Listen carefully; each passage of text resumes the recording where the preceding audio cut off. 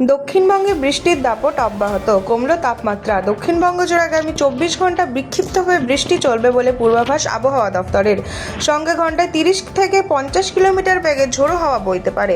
পশ্চিমের জেলাগুলিতে তুলনামূলক বৃষ্টির সম্ভাবনা রয়েছে, তবে রবিবার থেকে ধীরে ধীরে বৃষ্টির পরিমাণ কমতে পারে বলে জানানো হয়েছে। টানা বৃষ্টির জেরে দক্ষিণবঙ্গের বিভিন্ন জেলায় তাপমাত্রা এক ধাপে 2 থেকে 3 ডিগ্রি সেলসিয়াস কমেছে। অন্যদিকে দার্জিলিং, কালিম্পং সহ পাহাড়ি জেলাগুলিতে বৃষ্টির দাপট কিছুটা কমতে শুরু করেছে।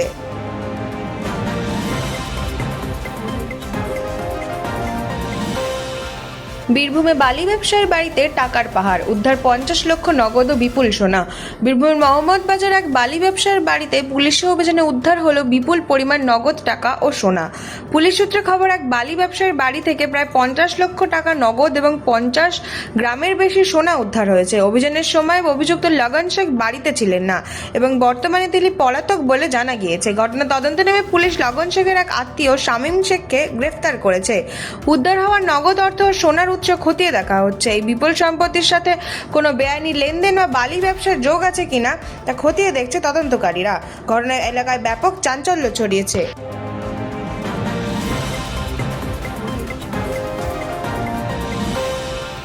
চন্দননগর কর্পোরেশনে বড় ধাক্কা, তৃণমূলে মেয়র সহ 30 জন কাউন্সিলরের পদত্যাগ। চন্দননগর কর্পোরেশনে বড়সড় রাজনৈতিক অস্থিরতা। মেয়র রাম চক্রবর্তী সহ মোট 30 জন তৃণমূল কাউন্সিলর পদত্যাগ করেছেন। 33 ওয়ার্ডের এই কর্পোরেশনে তৃণমূলের কাউন্সিলর ছিলেন 31 জন। জানা গেছে, সকালে 6 জন কাউন্সিলর পদত্যাগ জমা দেওয়ার পর রাতে আরও 24 জন চেয়ারপারসনের কাছে ইস্তফাপত্র পাঠান।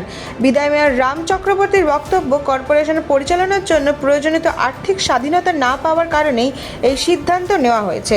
ঘটনাকে ঘিরে চন্দননগরের রাজনৈতিক মহলে জোর চর্চা শুরু হয়েছে।